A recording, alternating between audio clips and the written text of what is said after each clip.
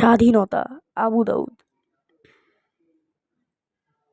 15ই জুলাই তুলনা করা হলো 15ই জুলাইকে 25শে মার্চ কাল রাতের সাথে। সেদিন ঘর বাড়িতে ঢুকে মানুষ মেরেছিল পাকিস্তানি হানাদার বাহিনী। এবার ঘর গলিতে ঢুকে ছাত্রদেরকে মারছে স্বাধীন বাংলার পুলিশ বাহিনী। কোটা নিয়ে যখন তারা চাইল অধিকার, তখন তাদের বলা হলো রাজাকার রাজাকার।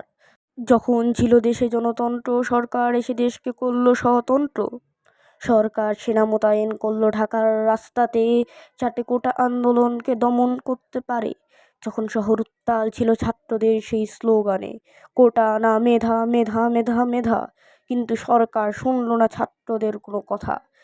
পুলিশের হাতে বন্দুক, রাউন্ডে রাউন্ডে গুলি। তখন ছাত্রদের রক্তে রক্তাক্ত হলো ঢাকা শহরের অলিগলি। এই স্বাধীন দেশটা আমার, তবে স্বাধীনতা নাই আমার।